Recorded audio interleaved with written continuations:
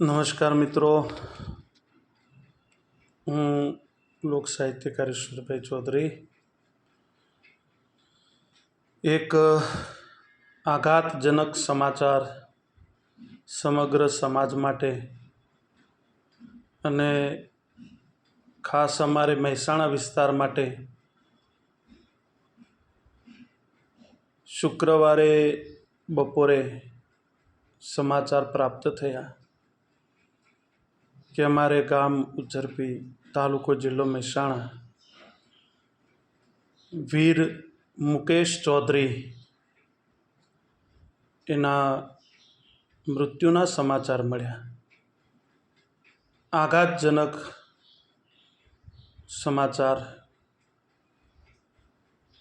સમાજને ન પૂરી શકાય એવી ખોટ પડી છે. એક એવું વ્યક્તિત્વ, એક એવો માણસ જેને એકવાર મળ્યા છે એને ક્યારેય ભૂલી નહીં શકે એવું એનું આગવું વ્યક્તિત્વ, શૌર્ય, સાહસ એની રગોરગમાં ભર્યું હતું. શૂરવીરતા તો જાણે એ જન્મથી લઈને જ પેદા થયો હતો. મને સદભાગ્યે 2 વર્ષ સાથે રહેવાનું સદભાગ્ય મળ્યું નોકરી કરતા ત્યારે. શરૂઆતમાં એ માણસને જ્યારથી જોયો ત્યારથી એનામાં વિશેષતાઓ દેખાવા માંડેલી. એ માણસમાં અદ્ભુત શૌર્ય હતું, સાહસ પણ એટલું કે એ માણસ કોઈ પણ પ્રકારનો વિચાર કર્યા વગર કોઈ પણ પરિસ્થિતિનો સામનો કરી શકે એવી એનામાં કુદરતી તાકાત હતી. એક તો વીર અને પાછો હસમુખો સ્વભાવ, એનામાં એટલી બધી સમાજ પ્રત્યે લાગણી હતી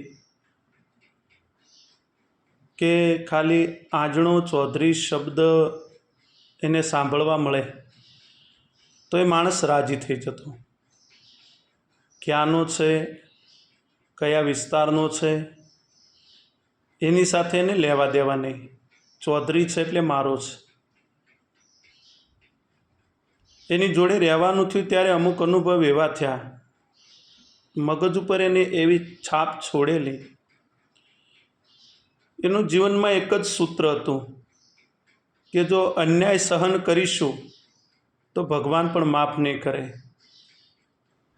અન્યાય સહન કરવો એના લોહીમાં જ નહોતું. સાથે સાથે એક વાત એ પણ કહીશ કે એ અન્યાય સહન કરતો નહોતો તો કોઈની ઉપર એને અન્યાય કર્યો પણ નથી. ન્યાય માટે જ લડ્યો છે આ યુવાન. એને ન્યાય માટે જ લડત ચલાવી છે. હું આમ આધ્યાત્મ સાથે જોડાયેલો માણસ,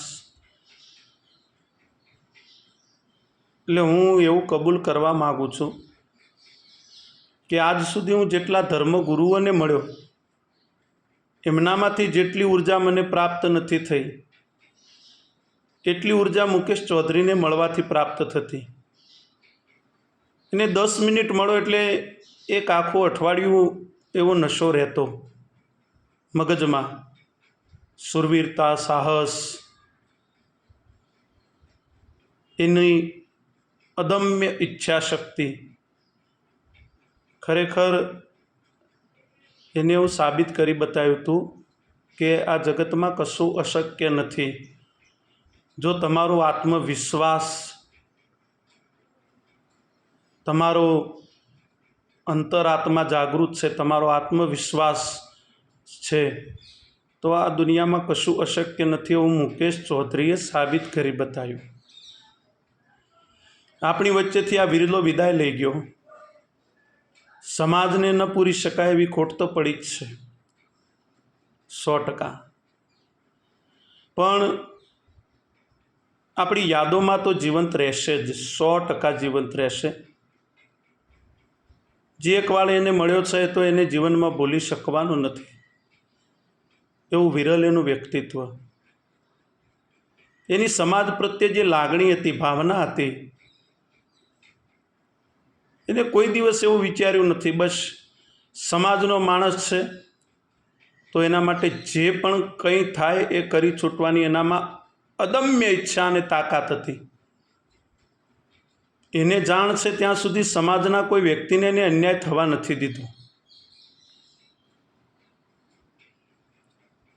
હવે હું એક સાહિત્યકાર તરીકે સમાજની આગળ માગણી રાખું છું કે વીર પુરુષ, હું એના માટે વીર શબ્દ વાપરું છું. કોઈ હાવ જ કહે છે, કોઈ રત્ન કહે છે, કોઈ મણિ કહે છે, કોઈ કોહિનૂર કહે છે, પણ હું એવું માનું છું કે આ બધા શબ્દો વીર મુકેશ માટે ટૂંકા પડે છે. સાવ જ ખરો, પણ એનો સ્વભાવ છે આક્રમણ કરવાનો. પણ મુકેશ એટલે માત્ર આક્રમણ એનો સ્વભાવ નહોતો. એને કોઈ દિવસ અન્યાય કર્યો નથી. દીન દુઃખિત ઉપર, કચડાયેલા માણસ ઉપર કોઈ દિવસ એને હુમલો કર્યો નથી.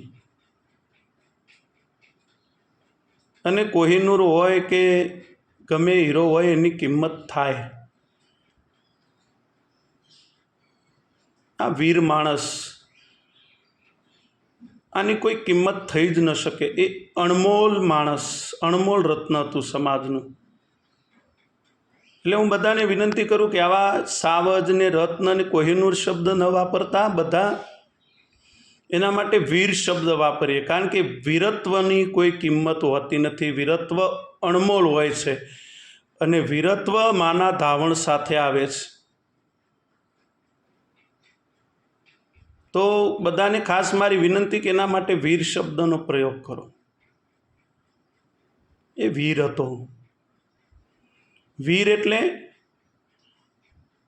કોઈનો અન્યાય સહન કરે નહીં, અને કોઈની ઉપર અન્યાય થતો હોય તો પણ એ સહન કરે નહીં. આવો વીરવર પુરુષ. તો હવે સમાજ માટે બે રસ્તા છે. કાં તો એની પાછળ આલાપ વિલાપ કરી અને આ નરરત્નને વિસારી દો. બીજો રસ્તો એવો છે કે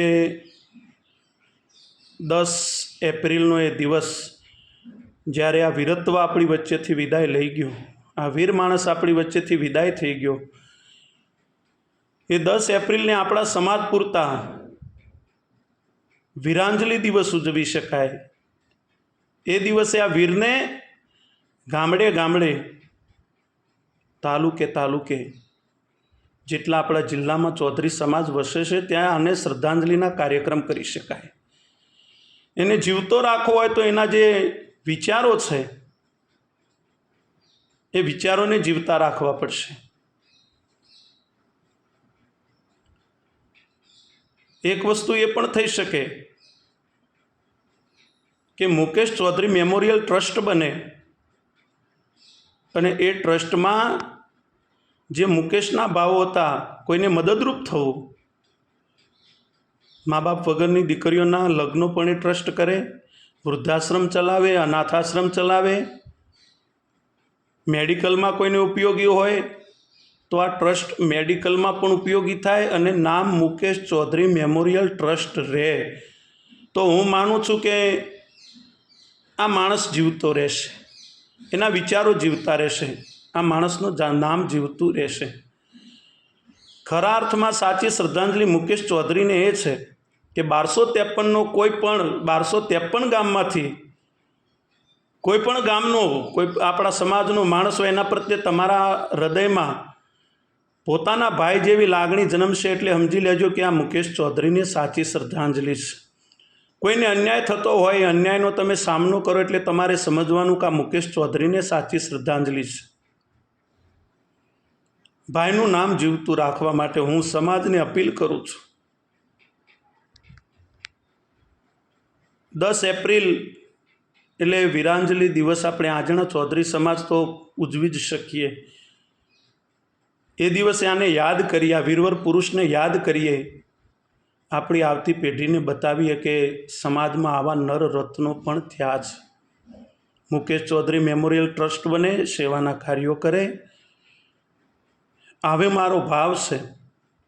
હું ઈશ્વર ચૌધરી તમને વિનંતી કરું છું, મારા વિચારો જો તમને ગમતા હોય તો કોમેન્ટ કરજો, નીચે તમારો નંબર લખજો, તમારા જે વિચારો હોય, પ્રતિભાવો હોય એ રજૂ કરજો. મારા માટે આ બહુ મહત્ત્વનું છે. તો હું ઈશ્વર ચૌધરી આટલી વાત કરું છું. મુકેશ ચૌધરી અમર છે, અમર રહેશે, એનું નામ જીવશે એ ભાવ સાથે. જય અર્બુદામાં, જય રાજેશ્વર ભગવાન, જય હિન્દ, જય ભારત.